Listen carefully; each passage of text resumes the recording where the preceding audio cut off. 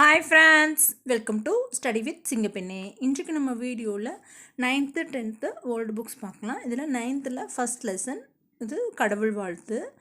உலகம் யாவையும் தாமுள வாக்களும் நிலை பெறுத்தலும் நீக்களும் நீங்களா அழகிலா விளையாட்டுடையார் அவர் தலைவர் அன்னவர்க்கே சரணாங்களே. நம்ம புது புக் எல்லாமே இயல் பை இயல் பார்த்துட்டோம். அதேமாதிரி மூணு லெசன்ஸாக கொஷின் அண்ட் ஆன்சர் எல்லாமே பார்த்துட்டோம். இப்போ பழைய புக்கில் இருக்கிற லாஸ்ட் மினிட் ரிவிஷன் ஒரு டைம் ரிவைஸ் பண்ணிட்டோம்னா நமக்கு ஈஸியாக இருக்கும்.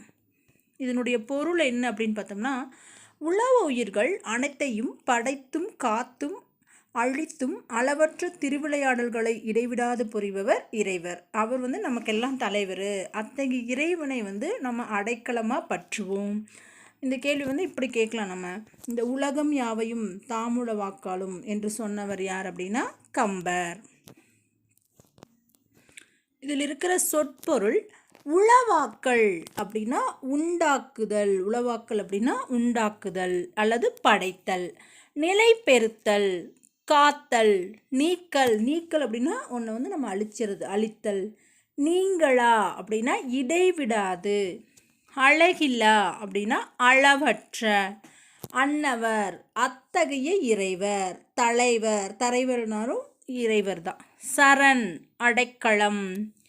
இந்த பாடலில் வந்திருக்கிற இலக்கண குறிப்பு யாவையும், அதாவது ரெண்டு எண்ணத்தில் ரெண்டு வேர்டு வந்ததுன்னா இரவும் பகலும், அந்த மாதிரி எண்ணும்மை, தாய் தந்தை அப்படின்னு வந்ததுன்னா உண்மைத்தொகை, மறைஞ்சு வந்தால் உண்மைத்தொகை, வெளிப்படையாக வந்தால் எண்ணும்மை. அதே ஒரு வேர்டு மட்டும் இப்போ யாவையும் அப்படின்னு வந்தால் முற்றும்மை. ஆக்கள், நீங்கள், விளையாட்டு இதெல்லாமே தொழிற்பெயர்கள். அழகிலா விளையாட்டு அப்படின்னா ஈறு கெட்ட எதிர்மறை பெயரச்சம். கம்பர் பற்றின குறிப்பு. கம்பர் நாகப்பட்டினம் மாவட்டம் மயிலாடுதுறைக்கு அருகிலுள்ள தேரெழுந்தூரில். இவரை பற்றின கொஷின் லாஸ்ட் இயர் கேட்டிருந்தாங்க. இவர் லாஸ்ட் இயர் குரூப் 4 இந்த கம்பராமாயணம் ஏர் எழுபது சிலை எழுபது சரஸ்வதி அந்தாதி எழுதியவர் கம்பர் அப்படின்னு சொல்லி கொஷின் கேட்டிருந்தாங்க. கண்டிப்பாக ஒரு கொஷின் கம்பரை பற்றி இருக்கும், நல்லா கவனிச்சுக்கோங்க. இவர் கம்பராமாயணம், ஏர் 70, சிலை 70, சரஸ்வதி அந்தாதி, சடகோபர் அந்தாதி, திருக்கை வழக்கம் ஆகிய நூல்களை இயற்றியுள்ளார்.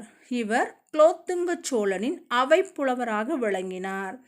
திருவெண்ணைநல்லூர் சடையப்ப வள்ளர் இவரை ஆதரித்தார். அதனால தான் 1000 பாடல்களுக்கு ஒரு முறை அவரை புகழ்ந்து பாடியிருப்பார்.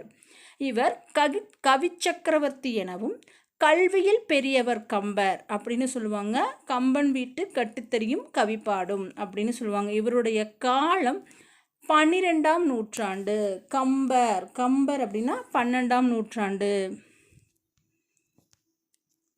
இதனோட நூல் குறிப்பு. வடமொழியில் வால்மீகி முனிவர் எழுதிய இராமாயணத்தை தழுவி தமிழில் கம்பர் எழுதியதே கம்பராமாயணம். அதாவது வால்மீகி வடமொழியில் ராமாயணம் எழுதியிருப்பார். அதை தழுவி தான் தமிழில் கம்பர் கம்பராமாயணம் எழுதியிருக்காரு. அவர் இந்த நூலுக்கு இட்ட பெயர், இந்த கொஷினும் ஆல்ரெடி கேட்டிருக்காங்க. கம்பராமாயணத்துக்கு இட்ட பெயர் ராம அவதாரம் அல்லது ராமகாதை. இது 6 காண்டங்களை உடையது.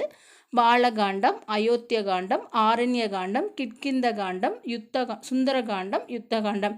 இது இந்த லைன் பிரகாரமே நம்ம மனப்பாடம் பண்ணி வச்சுக்கணும். அப்போ தான் நமக்கு அவங்க திடீர்னு 5வது காண்டம் என்ன கம்பராமாயணத்தில், கம்பராமாயணத்தின் 3வது காண்டம் என்ன அப்படி கூட கொஷின் கேட்டிருக்காங்க நிறைய டைமு. அதனால் ஃபஸ்ட்டு பாலகாண்டம். பாலம் என்ன, குழந்தையாக இருக்கிறது. பாலகாண்டம், அயோத்திய காண்டம், ஆரண்ய காண்டம், கிட்கிந்தா காண்டம், சுந்தரகாண்டம், யுத்த காண்டம். இது அப்படியே அந்த ஆர்டர் வைஸாகவே ஞாபகம் வச்சுக்கணும். இதோட இந்த வீடியோ முடிஞ்சது. வீடியோ பிடிச்சிருந்தா லைக் பண்ணுங்கள், ஷேர் பண்ணுங்கள், கமெண்ட் பண்ணுங்கள். தேங்க்யூ.